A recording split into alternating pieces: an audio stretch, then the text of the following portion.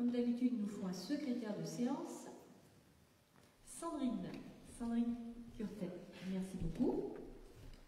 Et nous commençons par approuver le procès-verbal du dernier conseil municipal. Alors, est-ce qu'il y a des questions ou des remarques? Tout le monde l'a bien lu, reçu, tout ça, oui? Très bien. Pas de remarques, alors on va le voter. Qui est contre? Personne. Qui s'abstient? Personne. Eh bien, le PV du dernier conseil municipal est validé. Alors, l'ordre du jour ce soir, on a un petit conseil normalement. On a 6 points. On a un point éducation jeunesse. C'est Stéphane Couder qui nous parlera de la convention cadre entre nous, Noyaret et Veurey, dans le cadre des secteurs de l'enfance et de la petite enfance. On aura un point finance publique avec Gérard Fay sur le budget communal, la taxe et produits irrécouvrables admis en non-valeur, quelque chose qui se fait régulièrement. Un point institution et vie politique avec mission spéciale Congrès des maires 2024 à Paris, ce sera moi le rapporteur. 2 points ressources humaines tenus par Christine Audouard sur la modification du tableau des effectifs et modification et création d'emplois non permanents. Et on terminera avec Johan Salas-Damal sur l'aménagement du territoire, le rapport du mandataire de la commune de Noyaret au sein de la SPL ALEC, Grande Région Grenobloise, sur l'exercice 2023. Alors, on commence avec toi, Stéphane, tu as le micro, pour nous présenter la convention cadre entre Veurey et nous. C'est parti. Donc oui, c'est une convention cadre que je vous présente aujourd'hui entre les communes de Veurey-Voroise et de Noyaret, et dans le cadre des secteurs de l'enfance et de la petite enfance. Donc, considérant que les échanges avec les élus de Veurey-Voroise ont été nombreux pour aboutir à un mécanisme de répartition équitable des frais de fonctionnement assumés par chaque collectivité dans le domaine de la petite enfance, l'enfance et la jeunesse. Considérant qu'il est possible de qualifier de façon comptable par la gestion de flux croisés entre 2 entités dotées de la personnalité morale liée par un intérêt commun, considérant que la convention présentée en annexe n'entraîne pas un transfert de compétences, mais une délégation de la gestion des structures liées à l'enfance et la petite enfance, référencées comme la crèche, soit la maison des petits bouts qui s'occupe des enfants de 0 à 3 ans, et, alors il faut lire ALSH, il y a une petite erreur de plume, donc ALSH pour accueil de loisirs sans hébergement. Donc c'est les petits malins qui s'occupent des enfants de 3 à 12 ans. Considérant qu'il convient de fixer les modalités financières de la convention par lesquelles les communes entendent confier la gestion des équipements susnommés et leur refacturation réciproque. Considérant la nécessité d'établir un principe d'équité et une clé de répartition indiquée dans la convention en annexe, fixée selon le nombre de places ou heures dévolues à chaque commune. Considérant que les 2 communes ont décidé de mettre dans la balance comptable pour chaque entité uniquement l'ensemble des charges afférentes au fonctionnement mandaté au chapitre 011. Donc, je propose au conseil municipal de donner son accord au principe indiqué dans la convention cadre que vous avez tous lu et qui est joint en annexe, et d'autoriser Madame le maire à signer cette convention cadre avec la commune de Veurey-Voroise. Je vous résume rapidement ce qu'il en est. En fait, jusqu'à aujourd'hui, les frais de fonctionnement vont principalement les fluides, eau, chauffage, électricité étaient payés intégralement par la commune de Veurey-Voroise. Et il a été décidé, pour que ce soit plus réglo et plus carré, de répartir ces frais en fonction du nombre d'heures effectuées par nombre d'heures de garde effectuées au titre de la commune de Noyaret et au titre de commune de Veurey. Donc c'est quelque chose de nouveau. Voilà, c'est une convention qui court jusqu'au 31 décembre 2026. Et il n'y a pas grand-chose de plus à en dire. Voilà. Merci Stéphane. Est-ce qu'il y a des questions? Non. Eh bien, merci. C'est assez clair.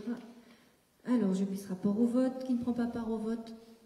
Personne. Qui s'abstient? Personne. Qui est contre? Eh bien, personne. Donc, le conseil municipal donne son accord et m'autorise donc à signer la convention cadre avec Veurey. On continue avec Gérard. Ouais. Sur donc, la taxe et produits irrécouvrables admis en non-valeur. Les services de la trésorerie nous informent que malgré toute leur diligence, ils n'ont pas été en mesure de recouvrer certains titres de recettes émis par la commune au cours des années 2019 à 2023. Alors il s'agit essentiellement de 4 titres de recettes, dont 3 concernent les années 2022-2023 et qui sont pour des montants respectifs de 2,9 €, 11,76 € et 12,76 €. Donc ces montants sont inférieurs au seuil légal de poursuite et c'est très normalement que notre comptable demande à notre conseil de bien vouloir les admettre en non-valeur.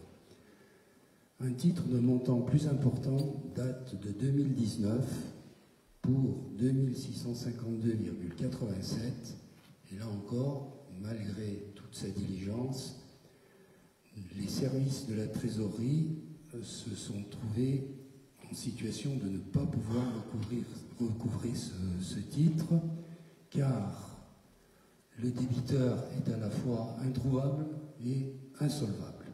Donc, les services du comptable public nous demandent d'admettre également ce titre en non-valeur pour un montant, je le répète, de 2652,87 €. Donc c'est un total de 2680,29 € qu'il est demandé à notre conseil d'admettre en non-valeur, sachant que les dépenses sont inscrites à l'article 6541 du budget 2024. Voilà. Merci Gérard. C'est vrai que cette somme, elle est un peu surprenante. D'habitude, on a des petites sommes, 2 €, 5 € qui correspondent souvent au périscolaire, des petits bouts de factures qui sont oubliés de payer. Celle-ci est plus importante puisqu'elle concernait la vente d'un terrain qui ne s'était pas fait. Et voilà, la personne qui achetait le terrain, que la collectivité vendait, la personne s'est retirée et n'avait pas mis la réserve nécessaire pour ce qui se passe quand on se retire d'une vente, c'est-à-dire qu'on doit donner une certaine somme d'argent. Et voilà, le notaire n'avait pas récupéré cet argent-là. Donc c'est pour ça que c'est perdu. Alors je mets ce rapport au vote. Non, pardon, avant, y a-t-il des questions, des précisions?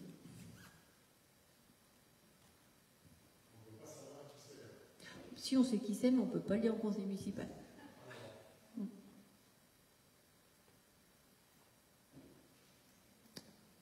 Eh bien, donc je mets ce rapport au vote. Qui ne prend pas part au vote? Personne. Qui s'abstient? Personne. Qui est contre? Personne non plus. Eh bien, nous validons et constatons l'état des taxes irrécouvrables pour le montant de 2680,29 € et nous inscrivons donc ces dépenses au budget, article 6541. Ah, c'est moi après. Alors, on continue avec institutions et vie politique. Alors, comme vous le savez, tous les ans se tient à Paris le Congrès des maires, qui est organisé par l'Association des maires de France. Donc, l'année dernière, nous étions 3 à nous y être rendus, Annie Pontieux, Joe Pénisi et moi-même. C'est vrai que c'est quand même hyper intéressant parce qu'il y a quand même des tables rondes, des ateliers, des discussions et tout un ensemble de salons dans lequel vous pouvez rencontrer différents partenaires divers et variés. Donc c'est assez enrichissant.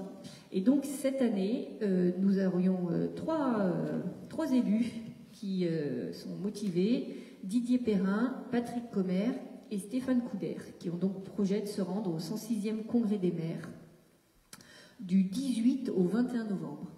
Alors le challenge, c'est comme nous, on avait pris un Airbnb à 3, enfin bref, là on a vu très très peu de frais et vous allez faire mieux aussi bien. Donc nous passons cette délibération pour leur permettre d'engager les frais nécessaires et donc indiquer que les frais liés à ce déplacement pour l'exécution de cette mission spéciale leur seront remboursés dans la limite des bases forfaitaires. Y a-t-il des questions ? Non, des sauts d'intervention? Non. Donc je mets ce rapport au vote. Qui ne prend pas part au vote? Personne. Qui s'abstient? Personne. Qui est contre? Eh bien personne non plus. Vous avez donc l'accord pour partir à Paris. On continue avec les ressources humaines. Donc Christine Audouard, qui va nous parler tout d'abord de la modification du tableau des effectifs, avec notamment l'augmentation du temps de travail du poste d'éducateur des APS principales de première classe.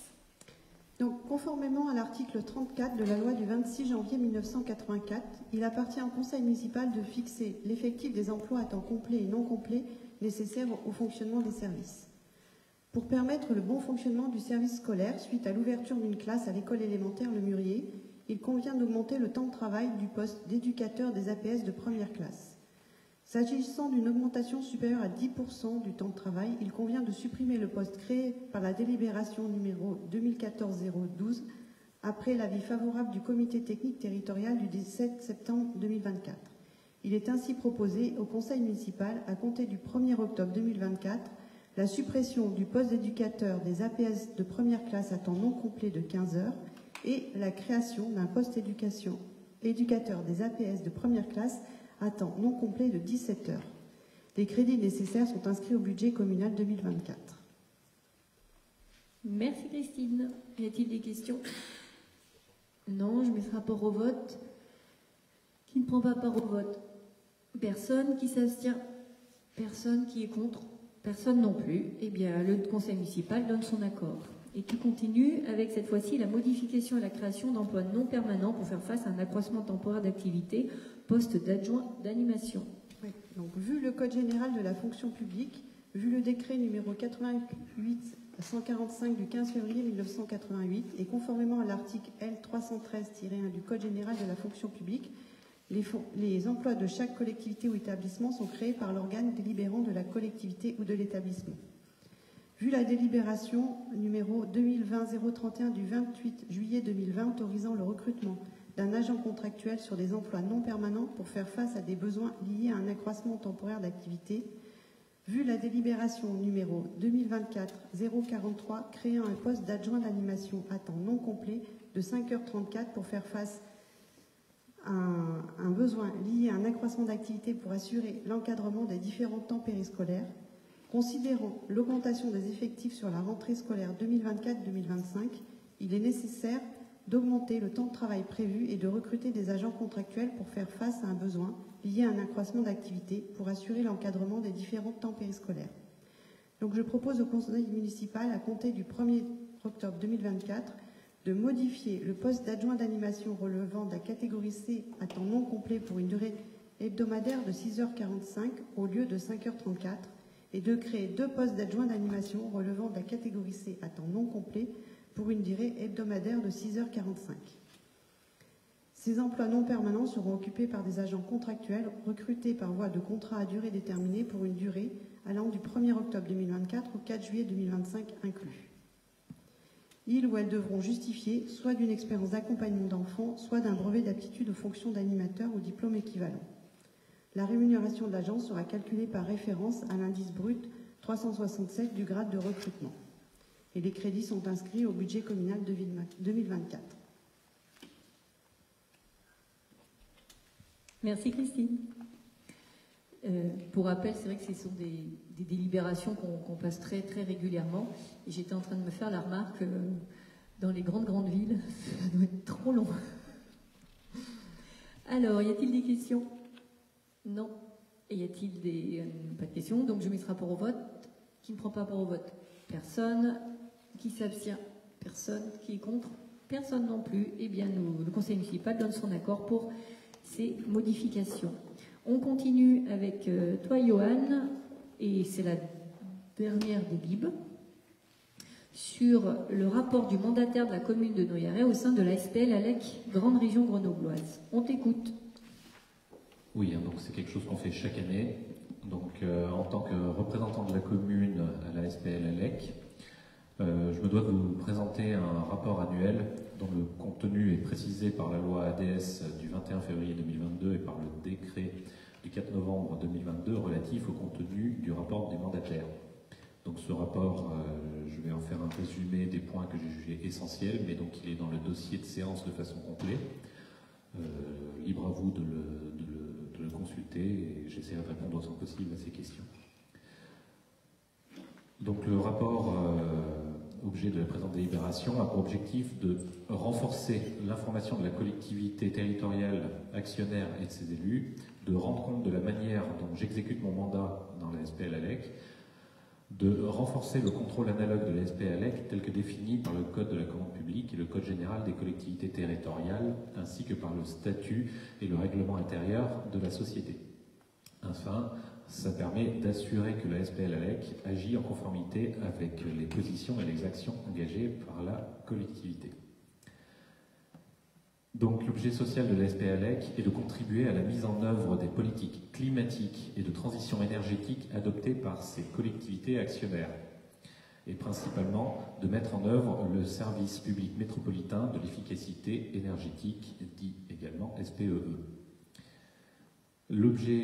Ces activités principales constituent donc à accompagner les habitants et les entreprises via des conseils en énergie et par des actions d'accompagnement sur les rénovations, donc les dispositifs qu'on a déjà longuement parlé, vous voyez passer dans les différents flyers, sur notre murmure, la primaire voie et d'autres dispositifs. Il permet également d'accompagner les collectivités sur la maîtrise des consommations d'énergie via des conseils en énergie partagés et d'un part. Nous sommes devenus signataires depuis cette année, n'est-ce pas Nelly, que tu es venu signer ça dans les locaux de la métro. Et donc dans les actions de sensibilisation, de formation et d'animation via les ateliers sur la sobriété énergétique, le climat. Enfin, les activités de l'ALEC permettent aussi de développer les énergies renouvelables thermiques via l'animation du Fonds Chaleur métropolitain et l'accompagnement de divers projets. Donc ce rapport concerne l'exercice 2023, donc clos le 31 décembre 2023. Donc sur cette période, l'ALEC a contractualisé 14 marchés avec la métro et 45 marchés avec d'autres actionnaires, notamment directement avec les communes et le département. Elle a bénéficié de subventions comme le Fonds européen, les caisses d'allocation familiale et l'ADEME pour des actions complémentaires aux commandes des actionnaires. On notera que pour cet exercice, une activité en hausse, et ça c'est quelque chose que je dis en haut chaque année, là c'est entre autres du fait de l'augmentation du nombre de volumes de projets de rénovation de logements privés dans le cadre murmure à la fois maison individuelle et copropriété, mais également une augmentation assez significative d'un peu toutes les actions. Il y a également eu un doublement de la contractualisation avec les communes, le département, et le département d'Isère bien sûr, et le CIVOM du Néron. Pour l'année 2024, donc il prévoit, et ça vu que l'année est quand même bien entamée, ça se confirme, une augmentation encore significative du volume de travail de l'ALEC. Concernant le bilan financier de l'ALEC, donc il y a une croissance qui est bien visible avec un chiffre d'affaires qui est passé en 2021, il était à 1,9 million d'euros, en 2022 2,2 et en 2023 2,7 millions d'euros. Donc une bonne croissance, ce qui montre bien l'augmentation vraiment du volume d'activité de l'ALEC. Et une masse salariale qui a augmenté de 30% sur la même période. On notera toujours sur cette masse salariale, donc qui est environ 40 équivalents temps plein, mais tout le monde n'est pas à temps plein. Toujours un turnover de l'ordre de 40%, ce qui est trop important, mais qui reste plus ou moins constant sans vraiment avoir de raison clairement identifiée. En 2023, la gestion financière a permis une augmentation de 50% de la trésorerie de l'ALEC par rapport à 2022. Ça, c'était un point assez négatif du bilan financier qui a été monté par le rapporteur l'année précédente. Donc c'est une trésorerie qui devient confortable et suffisante par rapport aux actions qu'ils doivent mener.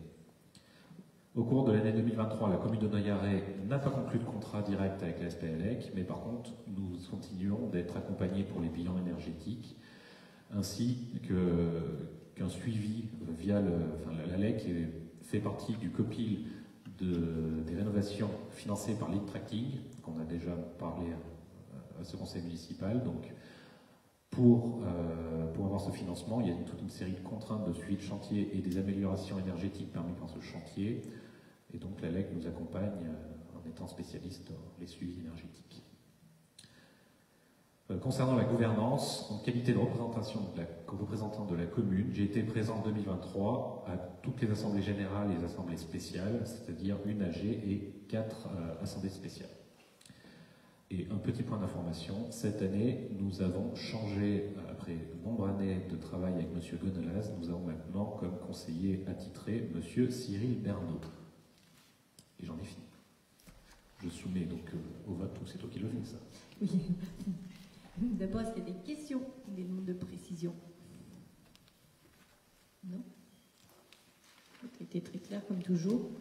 Alors, nous mettons donc ce rapport au vote. Y a-t-il des personnes qui ne prennent pas part au vote? Non. Est-ce qu'il y a des abstentions? Non. Des contre? Non plus. Eh bien, le conseil municipal prend acte du rapport du mandataire de la commune de Noyaret au sein de la SPL ALEC Grande Région Grenobloise pour l'année 2023. Donc, on a terminé avec l'ordre du jour. C'est en moins 10. J'ai une décision administrative dont je dois vous faire part. Comme vous le savez, les marchés de livrer des repas pour les écoles sont renouvelés tous les 3 ans. Donc, on est arrivé au bout. On a donc relancé un marché avec 3 offres qui ont été reçues. Et après analyse, eh bien, il se trouve que c'est le Happy Restauration, ceux qui étaient déjà là, qui ont aussi remporté le marché.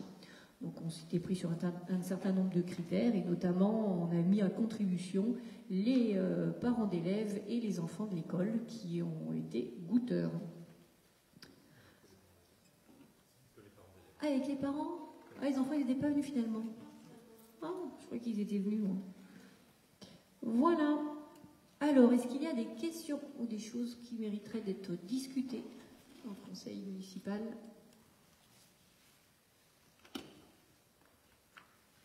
Non. Alors, sachant qu'on n'a pas Didier et Patrick, je vais faire un petit tour d'agenda pour faire un petit coup de pub quand même. Donc, le 28 septembre, on a l'association des maquettes qui donne rendez-vous à 14h à la salle des fêtes de Veray pour des expos et plein d'autres choses. Le 4 octobre, préparez-vous, Noyaret va de nouveau prendre feu. On aime bien les festivals de jongleurs de feu. Et là, ça va être sympa. Et pour pas remonter, pour aller trop loin, une date aussi vraiment à retenir, c'est le 9 octobre. Le Jazz Festival qui se tiendra ici, à Polisson. Et c'est un gros festival qui est organisé en partenariat notamment avec la métro. Franchement, ça promet d'être du beau spectacle. Voilà. Et évidemment, attends, je suis au 9 octobre, là. C'est le 12 jour de la nuit, non? Hop. Évidemment, je suis sur l'application de Noyaret, rubrique agenda Noyaret. Tu veux en parler, du coup? Allez, tiens. Ben oui, c'est le jour de la nuit, c'est le jour où on n'allume pas. Et donc même si c'est pas nous qui contrôlons vos éclairages extérieurs, essayez de faire en sorte que vos copropriétés n'allument pas non plus. Après, voilà. Pardon? Et donc il y a 2 activités.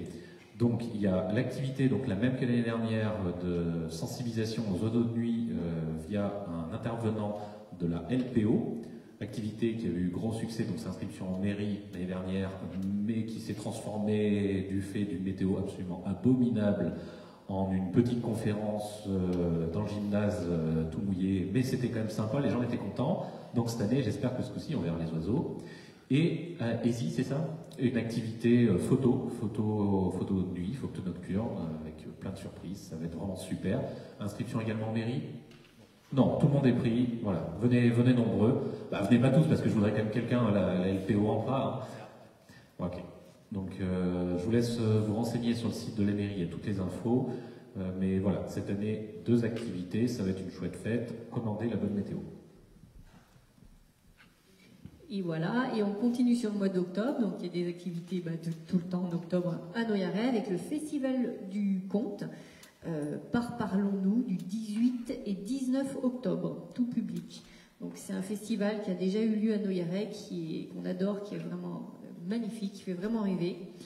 Et pour le programme de novembre, eh ben, je pourrais vous le donner le lundi 4 novembre, puisque ce sera normalement un conseil municipal. Sauf s'il y a un changement d'obligation sur les délits à passer. Voilà, bref, en tout cas, le 4 novembre, conseil municipal. J'ai encore un truc. Encore un truc. Ouais. Ah ouais, oui, on va laisser le micro, je le garde. Donc depuis, ça a commencé cet été. Doucement, ça se met en place, c'est l'Atlas de la biodiversité communale, donc une action qui est faite avec le parc régional naturel du Vercors. Donc c'est un groupe de citoyens pour faire un peu le bilan de la biodiversité, plus des acteurs extérieurs et des sorties thématiques. La prochaine, je crois en octobre, ça sera sur les chauves-souris, on en a une sur les papillons. Voilà, il y a plein de thématiques. Il y a un groupe WhatsApp où on discute un petit peu de nos trouvailles de part et d'autre de Noyaret. Donc je ne peux que vous encourager à me contacter pour avoir plus d'informations, pour interagir dans ce groupe. Il y a plein de choses qui peuvent se faire. On a fait de la pub, pour l'instant on a en gros 10-12 personnes. Je suis convaincu que ça intéresse beaucoup plus de personnes à Noyaret et que c'est juste un manque d'infos. Donc j'en profite pour faire la pub. Merci Johan. Vu qu'on est dans les manifestations du mois d'octobre, le 26 octobre, il y a le comité des fêtes qui fait une soirée choucroute aussi. Vu qu'on était sur le mois d'octobre, voilà. Petit coup de pub. On l'a pas vu sur le spot aussi. Ah, on l'a reçu ce matin. Moi, je l'ai ce matin. D'accord, ok. Donc ça sera mis sur le site maintenant qu'on l'a reçu. Merci. Eh bien, ce conseil municipal est terminé et comme on a un énorme public ce soir, je vous passe la parole.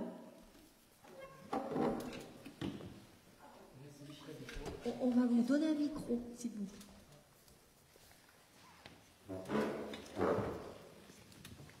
Alors, je ne sais pas utiliser le micro, mais je vais quand même parler dessus. Je voudrais que vous nous donniez des informations à propos de la métro qui a une intention de planter des arbres un peu autour de l'école et autour de là où j'habite, c'est-à-dire au 263 route de la Vanne. La métro a projet à planter des arbres. Et je voudrais savoir si vous êtes au courant et si vous savez où est-ce qu'ils vont être plantés. Est-ce que c'est dans la zone de la municipalité? Est-ce que les arbres ont été choisis? Et voilà. Merci. Alors du coup, sur ces dossiers, c'est Annie, Nathalie, Alfio qui répondra.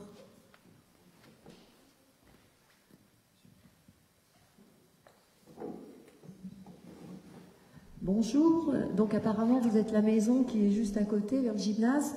Donc on vient d'avoir une réponse aujourd'hui. Vous n'aurez pas d'arbres de planter, parce qu'apparemment les limites de propriété entre vous et la commune ne permettent pas de faire la plantation d'arbres. Voilà, donc il y a une étude, mais sur le parvis plutôt que vers vous. D'accord, merci beaucoup. J'ai une dernière chose. Je suis un peu impressionnée. C'est à propos de la haie, justement, qui sépare le parking et ma maison. Alors, ça fait juste 2 ans que je suis habitante de Noyaret, et en sortant de Polisson, vous pouvez voir que la haie a été coupée, c'est très bien, mais juste la moitié. Est-ce que vous avez une explication à propos de ça? Merci. Alors la haie appartient à la commune, mais il y avait, avant que vous soyez dans cette maison, un arrangement entre la commune et l'ancien propriétaire pour que la commune fasse son côté et le propriétaire fasse de son côté pour ne pas avoir à intervenir. Donc si la haie ne vous convient pas comme ça, on ne va pas pouvoir faire l'entretien constamment. Donc je pense qu'on la coupera si on ne peut pas arriver à un petit arrangement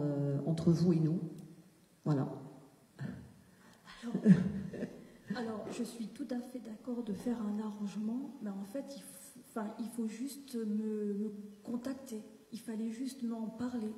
Parce que, en fait, juste le fait de voir la haie coupée en deux comme ça, sur la largeur, en fait, je n'ai pas compris pourquoi cette décision a été prise.